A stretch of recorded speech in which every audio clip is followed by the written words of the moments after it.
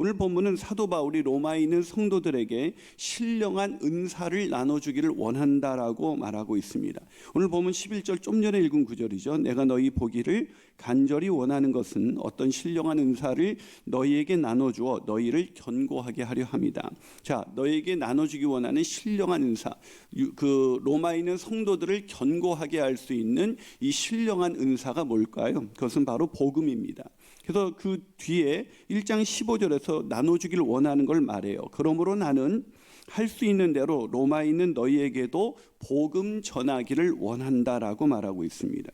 그래요. 사도 바울이 로마에 있는 성도들에게 나눠주기 원하는 것, 예수님만으로 충분한 인생 살 수 있도록 나눠주기 원했던 것은 바로 복음이었습니다. 근데 이상하지 않아요? 말씀드렸지만 로마에 있는 성도들에게 쓰여진 하나님의 말씀입니다. 즉 로마에 있는 성도들은 이미 복음을 받은 자들이죠. 그런데 왜 사도 바울은 그들에게 다시 복음을 나눠주기를 원한다, 어떻게 하든 복음을 빨리 가서 전하기를 원한다라는 말을 했을까요?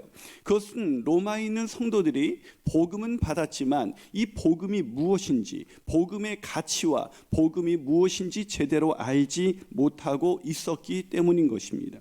그런데 그것은 오늘날 성도님들도 마찬가지라는 거예요. 왜 성도들이 예수님 한 분만으로 만족한 인생을 못 사는가? 복음은 받았는데 복음이 뭔지 몰라요. 그러니까 복음의 가치를 알 길도 없겠죠. 그러니까 가장 귀한, 인류 역사상 가장 복된 소식인 복음을 받았다고 하면서도 그 복음으로 인해서 기뻐하는 인생은커녕 만족한 인생은커녕 오히려 세상 사람들보다 더 힘들고 어려운 인생을 살아가는 것입니다. 그러게 저는 오늘 우리가 창립 12주년을 맞이해서 우리 교회 공동체가 무엇보다도 이 복음을 제대로 깨달아서 이 예수님 한 분만으로 만족한 공동체, 그런 가정, 그런 인생이 되시기를 주님의 이름으로 축복합니다. 자, 그렇다면 이 복음이 뭘까요? 이 복음은 인간이 생각하는 그런 복음이 아니라 하나님의 복음이라고 오늘 본문은 말하고 있습니다. 자, 본문 1절을 여러분 한번 읽어주시겠습니까? 자, 1절입니다. 시작. 예, 다시요. 예, 한글을 못 배우셨나요? 다 알고 계시죠? 예. 자, 본문 1절 다시 있습니다. 시작. 예수 그리스도의 종 바울은 사도로 부르심을 받아 하나님의 복음을 위하여 택정함을 받았다. 예, 아멘. 자, 사도 바울이 왜 예수 그리스도의 종으로 부름을 받았다고요? 무엇을 위해서요? 복음을 위하여. 아닙니다. 틀렸습니다. 하나님의 복음을 위하여입니다. 그냥 복음을 위하여라고 쓰여 있지 않고 하나님의 복음을 위하여라고 쓰여 있습니다. 왜냐하면 사람들이 그냥 복음을 위하여 이러면 다 자기가 생각하는 복음을 복음이라고 생각하기 때문에 그렇습니다. 뭐 예를 들면 사람들은 뭘 복음이라고 생각합니까? 돈이죠.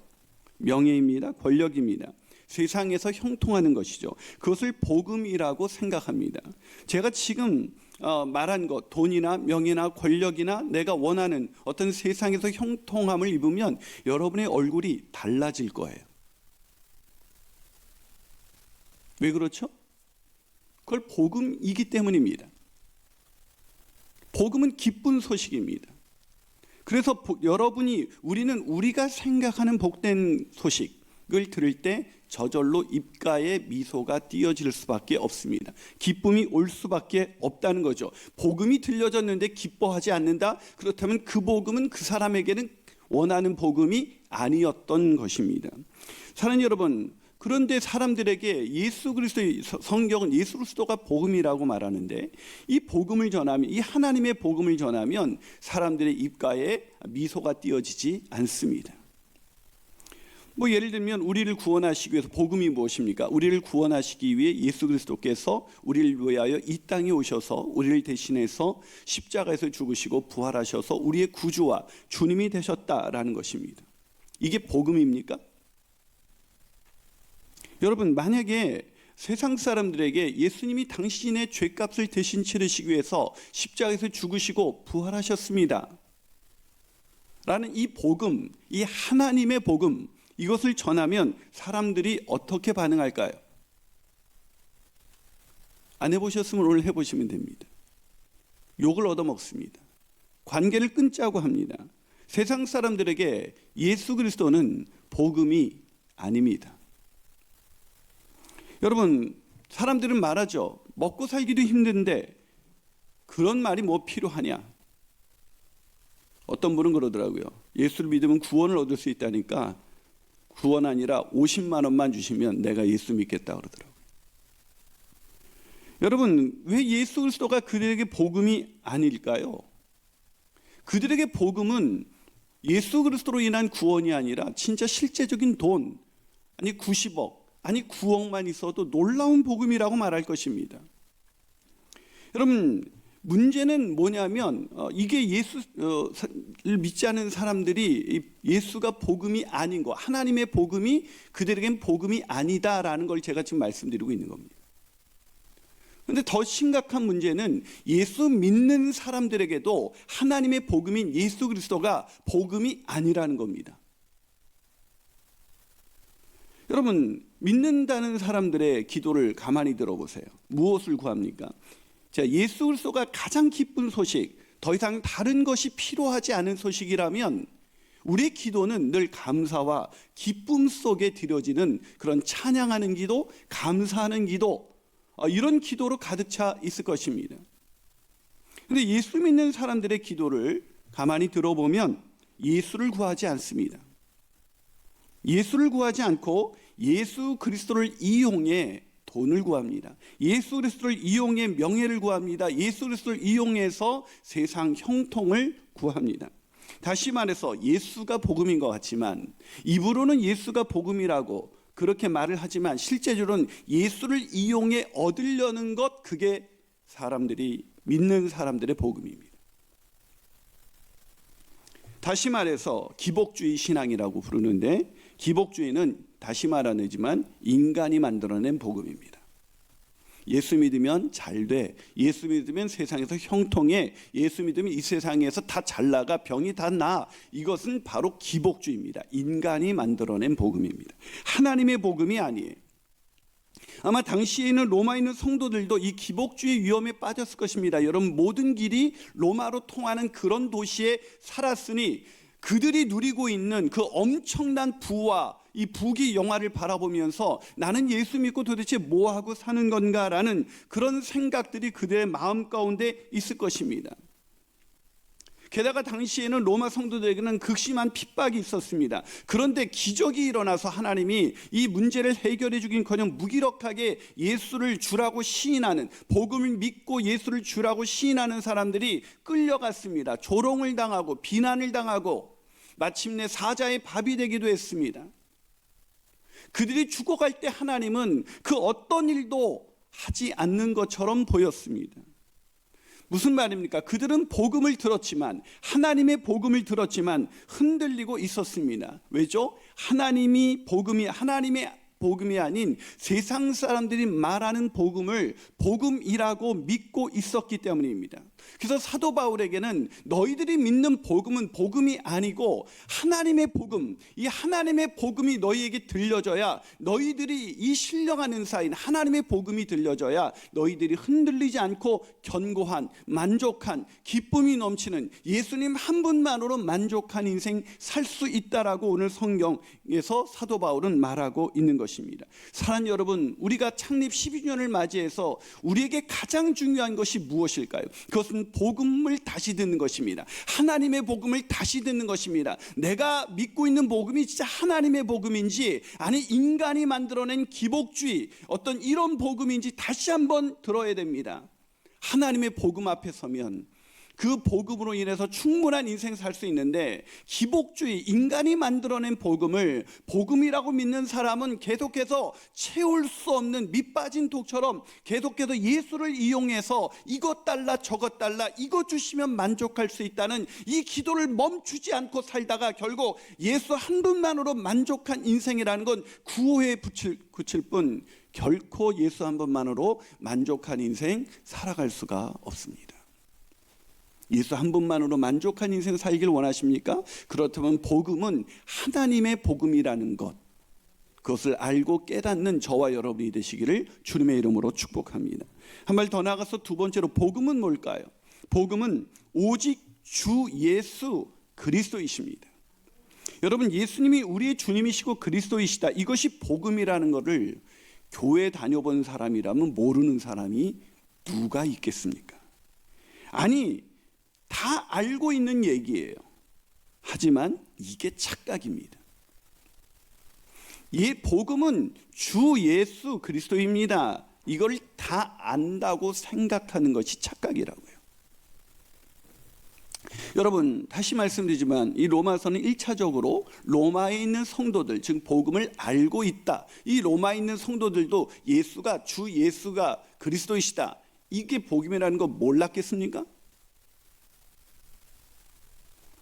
여러분, 오늘 본문 로마에 있는 성도들 5절과 6절 보세요. 그로 말미암아 우리가 은혜와 사도의 직분을 받아 그 이름을 위하여 모든 이방인 중에서 믿어 순종하게 하나니, 너희도, 바로 로마 성도들도 그들 중에서 예수 그리스도의 것으로 부르심을 받았다. 너희들도 이미 믿는 자다. 너희도 이미 복음을 받은 자다. 너희도 이미 예수가, 주 예수 그리스도가 복음이라는 걸 알고 있는 자다라고 말하고 있는 것입니다. 그런데 이런 사람들에게 굳이 다시 복음이 예수 그리스도이시라는 걸 설명합니다. 본문 2절부터 4절. 이 복음은 하나님이 선지자를 통하여, 이 복음은 하나님의 복음이죠. 하나님의 복음은 하나님이 선지자들을 통하여 그의 아들에 관하여 성경에 미리 약속하신 것이다.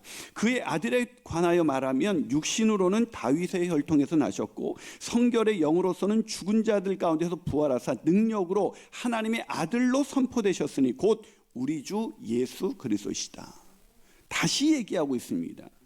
처음 듣는 얘기 아닙니다. 수도 없이 들었을 것입니다. 근데 다시 얘기합니다. 왜 다시 얘기하고 있습니까?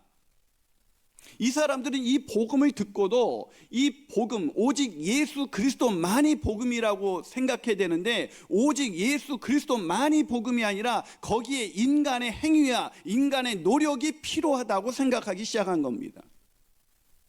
복음은 오직 주 예수 그리스도입니다. 거긴 어떤 것도 더 이상 첨가할 필요가 없습니다라고 말하고 있는 거예요.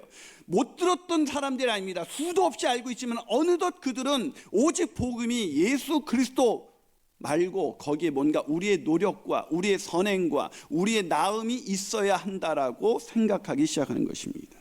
여러분, 초대교회는 그런 사람들이 참 많았습니다. 그렇게 전하는 자들이 있었거든요. 고린도후서 11장 3절 4절입니다. 뱀이 그 간계로 하와를 미혹한 것 같이 너희 마음이 그리스도를 향하는 진실함과 깨끗함에서 떠나, 어떻게 돼요? 그리스도를 향하는 우리 마음이 떠나, 미혹을 받아서 떠나서 부패할까 두렵다. 만일 누가 가서 우리가 전파하지 아니한 다른 예수를 전파하거나, 혹은 너희가 받지 아니한 다른 영을 받게 하거나, 혹은 너희가 받지 아니한 다른 복음을 받게 할 때는 너희가 잘도 용납하는구나.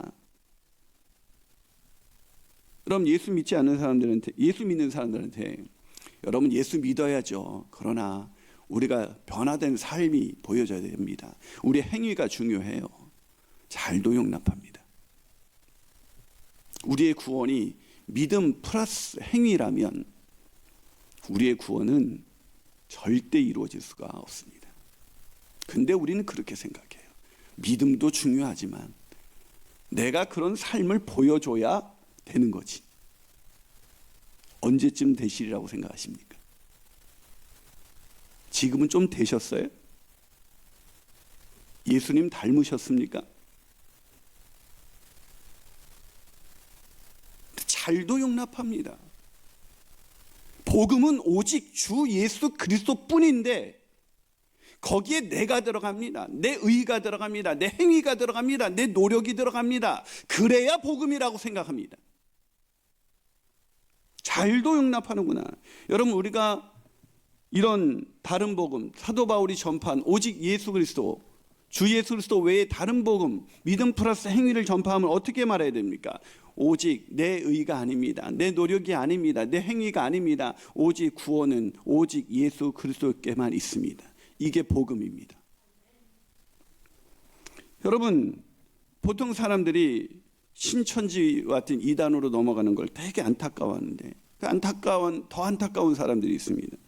그런 사람, 신천지와 같이 이렇게 미혹돼서 이렇게 넘어가는 사람들뿐만 아니라 교회 안에 이게 성경에 미리 약속된 복음이 아닌 다른 복음, 다른 예수를 쫓는 사람이 참 많이 있다는 겁니다. 그건 뭐냐면 다시 말하자면 믿음 플러스 행위의 복음을 믿는 사람들입니다. 그래서 갈라디아 교회도 그랬습니다. 그래서 갈라디아서 1장 6절 7절 보죠. 그리스도의 은혜로 보세요. 그리스도의 은혜로 너희를 부르신 이를 이같이 속히 떠나. 어디서 떠났어요?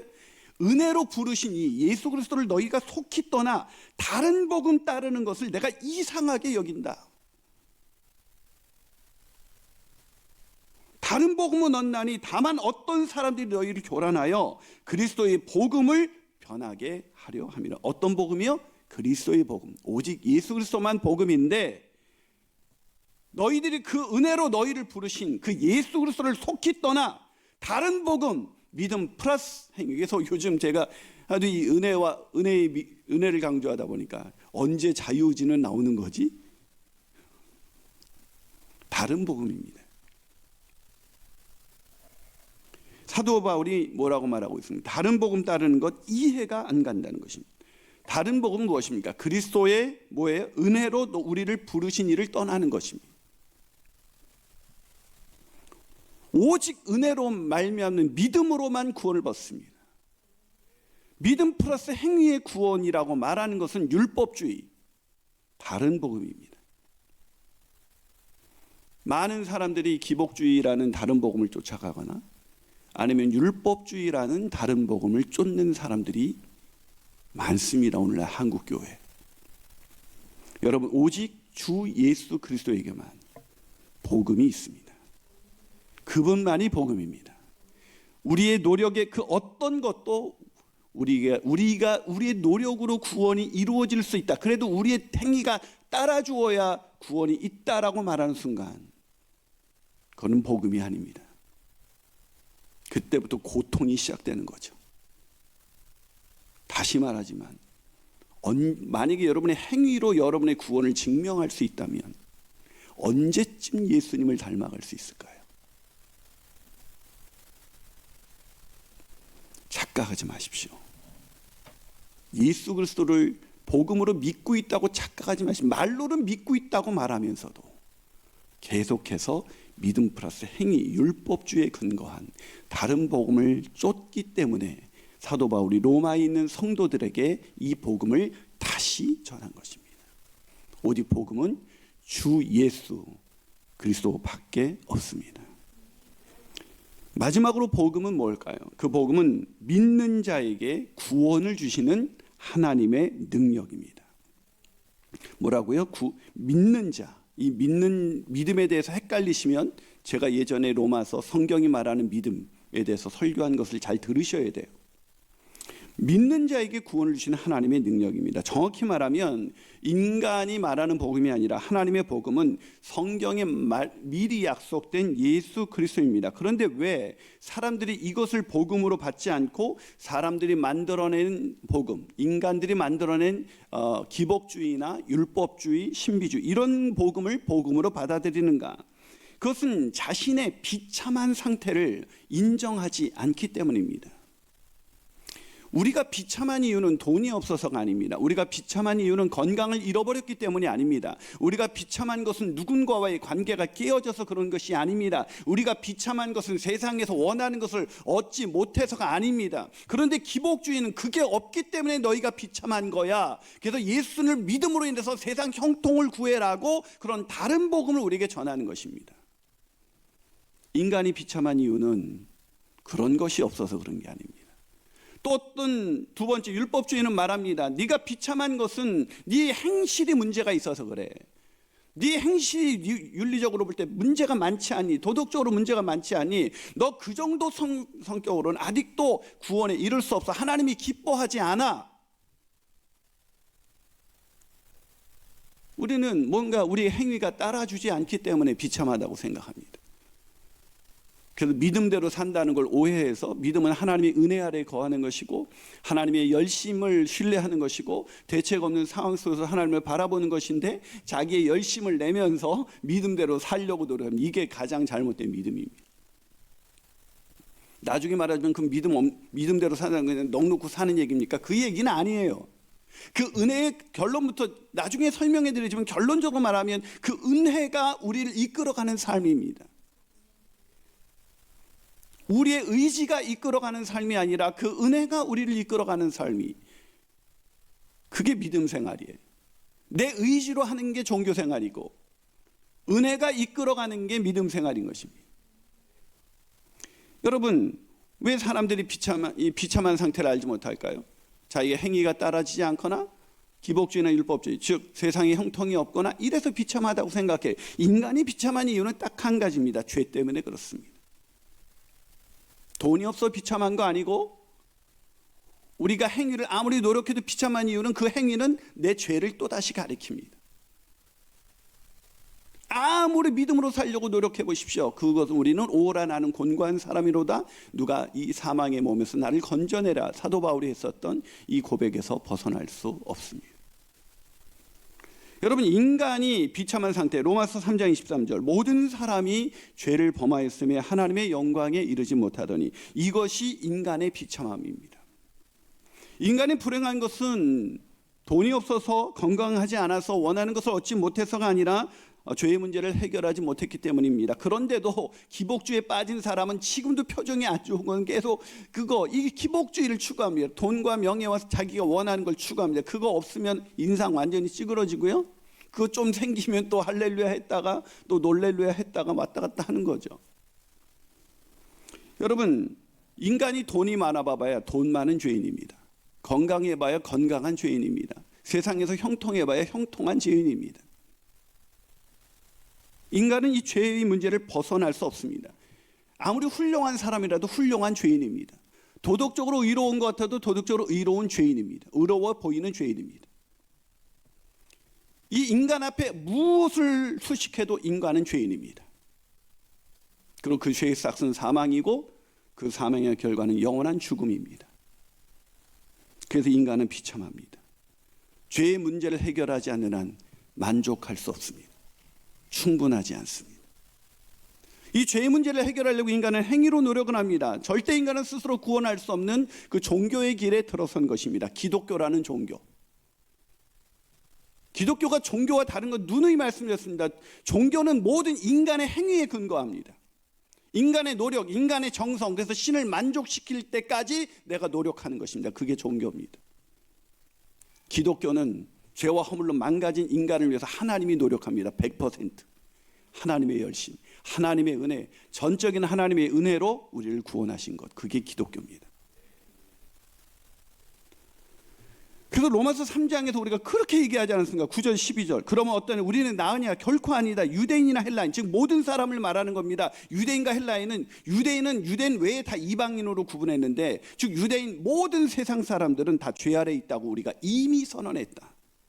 기록된 바 의인은 없나니 하나도 없고 깨닫는 자도 없고 하나님을 찾는 자도 없고 다 치우쳐 무익하게 되고 선을 행하는 자는 없나니 하나도 없다. 그런데 그 하나에 내가 되려고 그러는 것, 그게 교만입니다. 그게 하나님을 대적하는 것이고, 그것이 십자가를 멸시하는 것이고, 그것이 바리새인과 서기관의 길이고, 그것이 모든 종교의 길인 것입니다. 기독교는 절대로 자기의 행위로 의를 추구하지 않습니다. 그런데 이런 우리를 하나님이 사랑하셨다. 이런 우리를 하나님이 사랑하셔서 우리를 구원하셨다. 이게 복음입니다. 내 행위로, 내 노력으로, 행위로도 만족할 수 없고 세상의 형통으로도 만족할 수 없는 우리를 사랑하셔서 우리를 대신해서 아들을 십자가에 내어주시고 사흘 만에 다시 살리심으로 인해서 우리를 의롭다 하신 은혜, 이게 복음입니다. 그래서 그 복음을 믿는 자들에게는 하나님의 능력으로 삽니다. 가난한데도 하나님의 능력으로 삽니다. 건강을 잃었는데도 하나님의 능력으로 삽니다. 원하는 것이 되는 것도 없는데 하나님의 능력으로 삽니다. 행위가 날마다 무너지는데도 우리를 의롭다 하신 하나님의 능력으로 살아갑니다. 그래서 로마서 1장 16절, 나는 복음을 부끄러워하지 않습니다. 이 복음은 유대 사람을 비롯하여 그리스 사람에게 이르기까지 모든 믿는 사람을 구원하는 하나님의 능력입니다. 이 복음을 믿는 사람은 그 복음으로 인하여 내가 세상 그 어떤 것을 얻어도 충분하지 않은데 이 복음 때문에 인간의 결정적인 문제, 죄에서 자유케 하는 이 한 가지 사실만으로 인해서 우리는 매일매일 충분한 인생 살아갈 수 있는 것입니다. 주님의 한 분만으로 난 만족해라는 것은 그냥 주님이 우리가 갖고 싶은 것을 다 갖게 하신다는 뜻이거나 세상 부귀영화를 누릴 수 있게 한다는 뜻이 아니라 그 모든 것을 갖고도 만족할 수 없는 죄의 노예였던 우리를 죄에서 자유케 하심으로, 아무리 행위로 의롭게 되려고 해도 도저히 스스로 만족할 수 없는 우리를 대신해서 십자가에서 죽으시고 부활하심으로 인해서 우리를 의롭게 하시기에, 우리를 구원하시기에, 우리를 만족해 하시기에 충분하다는 뜻입니다. 그 충분함으로 살아가는 공동체가 바로 우리 교회이기를 원합니다. 주님 한 분만으로 이제 저는 충분합니다. 이 고백을 무슨 의미로 하는지 아실 거예요. 아셨을 것입니다. 그래서 이 은혜를 받은 사람, 이 은혜로 말미암아 믿음을 갖게 되고 그 믿음으로 이제 죄에서 자유한 충분한 그 어떤 것도 우리를 정죄할 수 없는 이 놀라운 충분한 인생을 사는 사람은 이제 내 의 때문에 누군가를 나눠주고 누군가를 섬기고 그러는 게 아니라 그 은혜로 인해서 당연히 자연스럽게 내 의를 나타나기 위해서 오늘 우리가 요셉의 곡간을 열고 터키에 있는, 튀르키예에 있는 그분들을 구제하기 위해서 내가 힘들지만 주님 뜻대로 살기 위해서 나눠주는 게 아니라 처음부터 하나님의 은혜이니 이 내 것이 아니니 당연히 나누는 것입니다. 오늘 우린 창립 기념 헌금을 그렇게 드립니다. 미자립 교회와 또 튀르키예 난민들을 위해서 우리는 드립니다. 그런데 우리는 그것을 자랑할 수 없습니다. 아까 참 민망하더라고요. 그 헌금을 우리가 미리 드렸거든요. 고맙다는 얘기 우리가 들을 이유 전혀 없습니다. 주님의 은혜입니다. 그것도 그렇게 하게 하신 것도 주님의 은혜입니다. 그 주님의 은혜로 풍성한 나눔을 실천하는 저와 여러분이 되시기를 주님의 이름으로 축원합니다.